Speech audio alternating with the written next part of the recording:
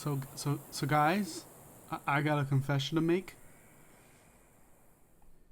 I lied to you last video because I said I would be reviewing 3 more stories from that same movie we were doing last time, Tales of Terror from Japan. But you know, one of my favorite shows just got its 2nd season released on my favorite streaming service, and I just got a new shipment in of my favorite brand of chips that I will not be naming here because of a lack of sponsorship, and my totally not normal brand of soda that's going to remain here on screen. And you know what? Instead of doing what I said I would do, how about we just kick back, relax, and watch Tokyo High School's Bizarre Serial Murders Season 2. And so, Tokyo High School was driven to the very depths of terror when that's the bizarre stuff. serial murders had begun. Kiriko Osore, head of the Wrist Cut Club, my. and recent champ of the nationwide Wrist Cut Rally, Oh no. had strengthened her winning arms to the point that no blade could slice them. Wow. But they were chopped off. That's a shame. What happened? Oh. Sorry guys, it's just an ad. As soon as this thing's over, we can continue.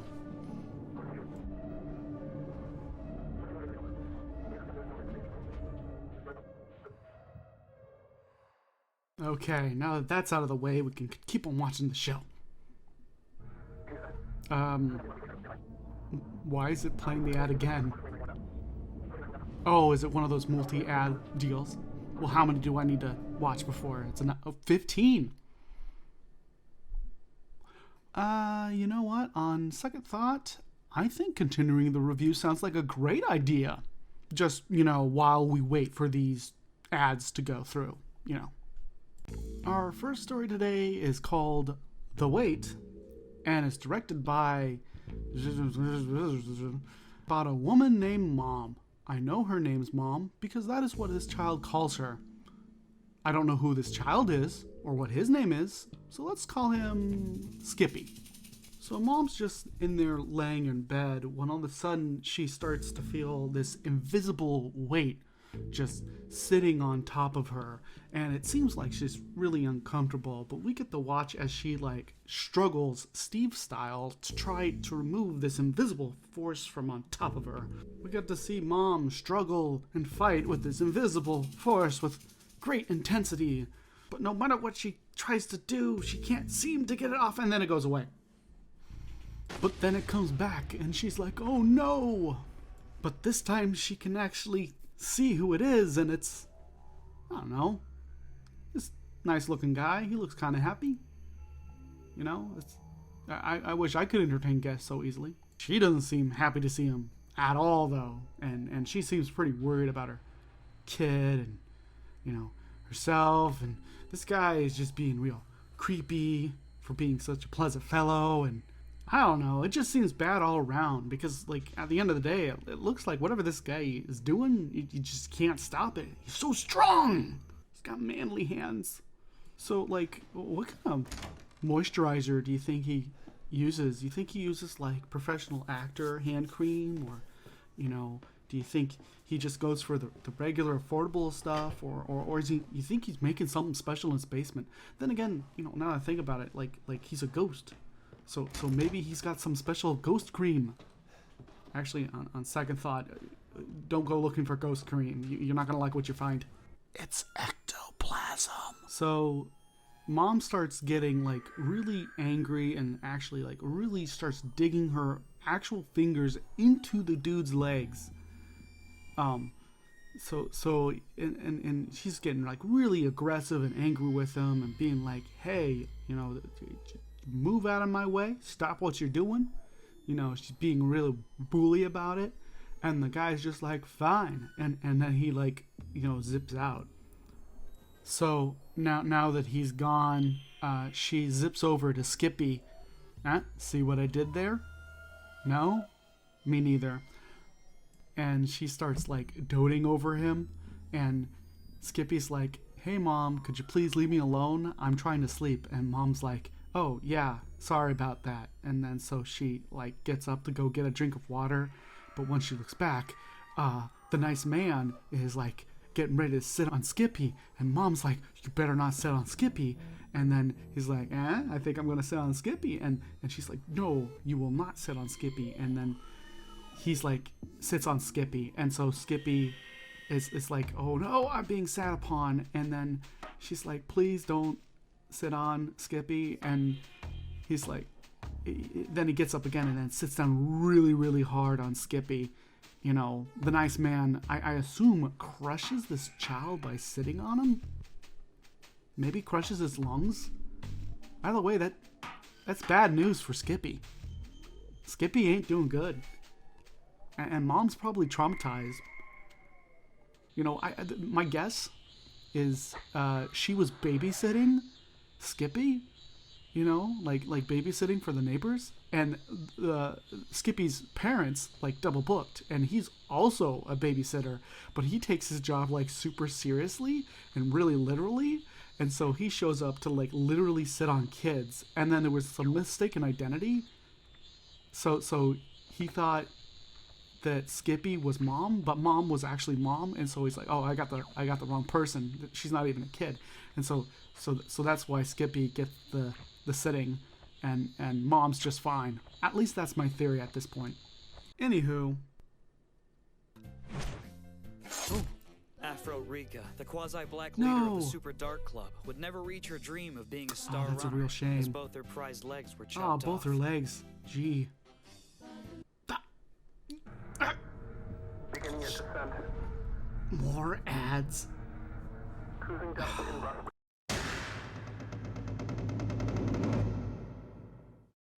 Our next story is called Full Length Mirror, and I'll give you 3 guesses why. And it's about 2 recent graduates that just got new jobs named Yukio and Walter.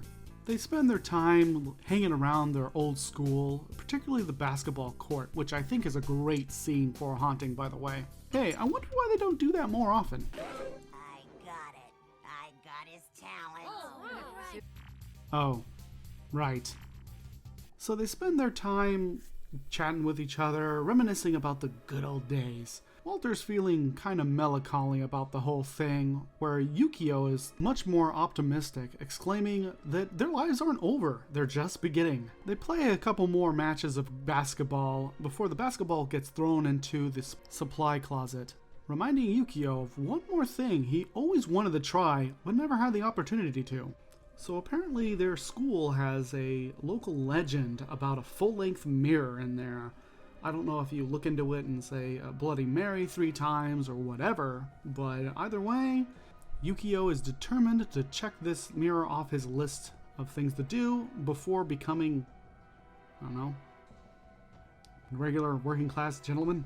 Walter doesn't really seem to be into it, but you know, it's like the last thing to do before they both go off and become those working gentlemen. And so they both count to 3 and pull the sheet off the mirror. There's nothing in the mirror except for their reflections, but it spooks them both out just the same. It starts to feel like their superstitions were just that, and was superstitions, until Walter gets a call on his phone. He steps outside the room to contact his new employers, while Yukio stays inside to stare at the mirror. I mean, that is what mirrors are for, after all.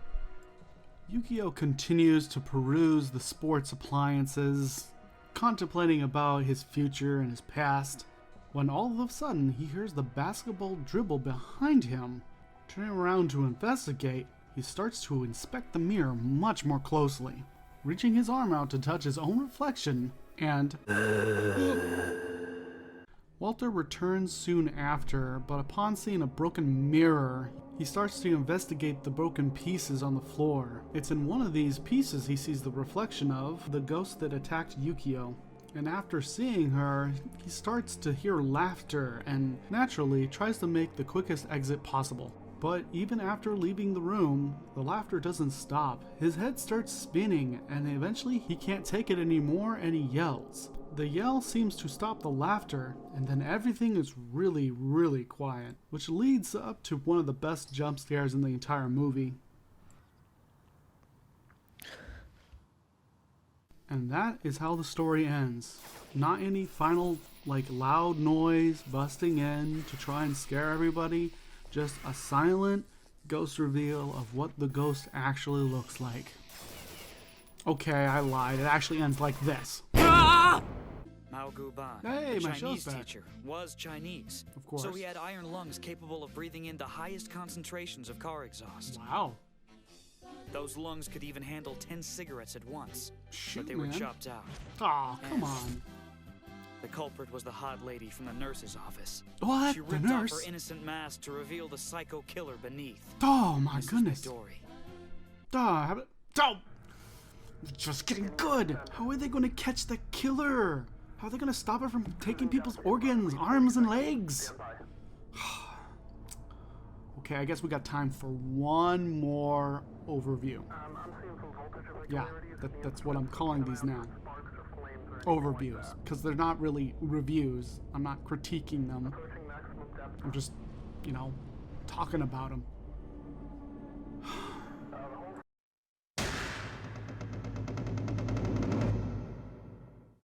We open up on a bunch of high school girls making a video for a time capsule that they're gonna put away for 10 years, and all the wealth of information that comes with it. See her? Her name's Rebecca. She wants to be a pastry chef. And this is Stella. She wants to be prime minister one day. Oh, and this is Imiko. She wants to be an announcer in 10 years. And this is her friend Mio. She wants to be a truck driver. Wait, a truck driver? You don't mean like... Big bad mama son. She's the fastest girl in all Japan. And a hell of a trucker, too. Yo, this is Bear's territory. Can't you read the sign? It says Bear's territory. Grr. And beavers ain't allowed. This beaver's gonna kick your ass. Big bad mama son. Anywho, this is Yukari. She wants to be an actress. The concept of being famous and getting liked by everyone and constantly being watched by everyone is extremely appealing to her. You know, the fame, the fortune, the attention. Unfortunately, she kinda lacks the confidence that goes with all that. And so she changes her mind last minute and defaults to her mother's career choice as an accountant, which she acknowledges that an accountant is a pretty good and important career to be in, but it's not really what she wants to be. And so now she's stuck between what she wants and what she thinks she can get. But none of that matters. She's got a ghost in her video. Line of Sight is the name, and haunting is its game. This time we get to see a much more traditional haunting, where the ghost latches on to the person rather than a place, which isn't completely unique as a concept. I mean, after all, just look at Steve. But the more unique concepts are who's doing the haunting and who's being haunted, and why. And is it a bad thing? Not knowing what to make of the ghostly image in her video, she takes it one of her professors named Throgmorton.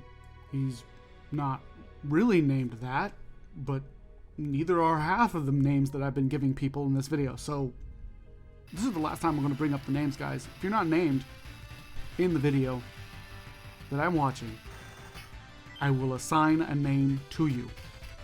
That is a Jacob guarantee. Anywho, Throgmorton says that, you probably don't want to be sharing this video with anybody. Most peeps don't like spooks, which is a sentiment that she agrees with. But then Imiko and Mio starts showing up, sees the video, thinks it's super spooky, and they just love it. They love it so much, instead of using it for their 10-year time capsule, they're going to be showing it at the festival. And Yukari's like, yay! Yeah, her enthusiasm isn't very high up there, but she finds the whole thing kind of embarrassing. At least she did until, the popularity of this video goes so great that all of a sudden everybody wants to start getting her email address and start texting her, and people actually remember her name and is talking about her around school.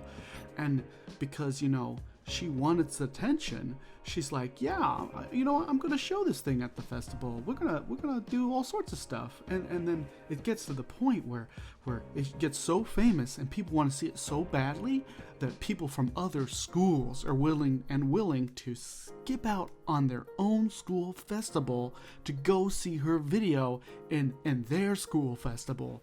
I don't know if all school festivals happen on the same day.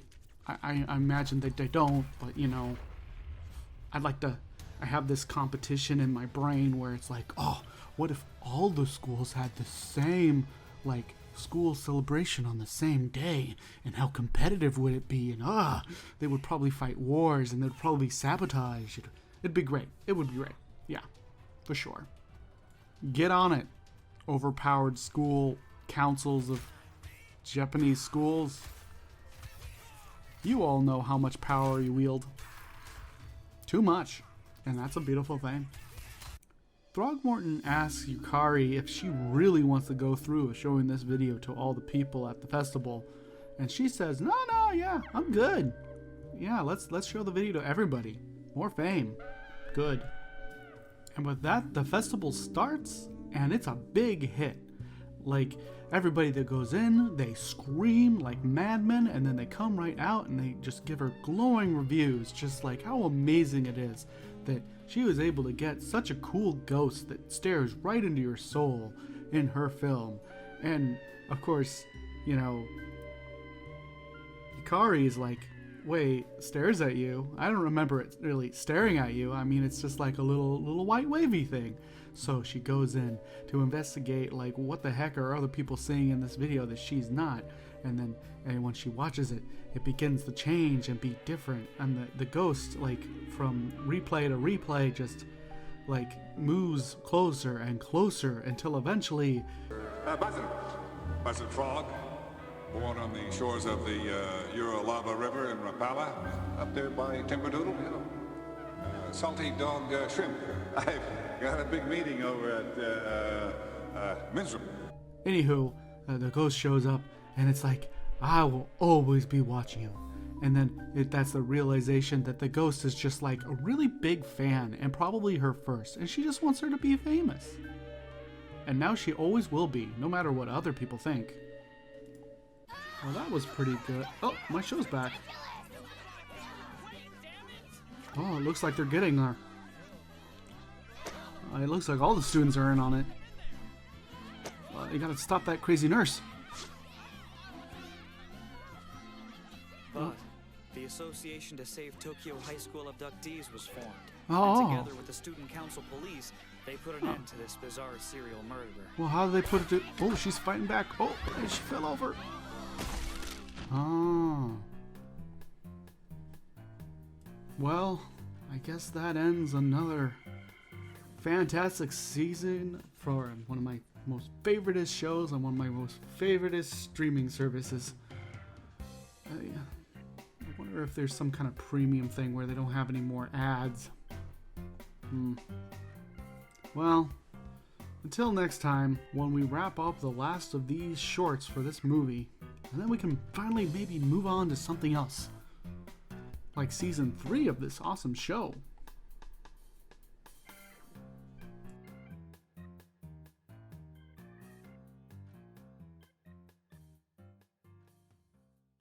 Oh, and does anyone else think that the nice man from our first story kind of looks like the bad guy from Final Wars?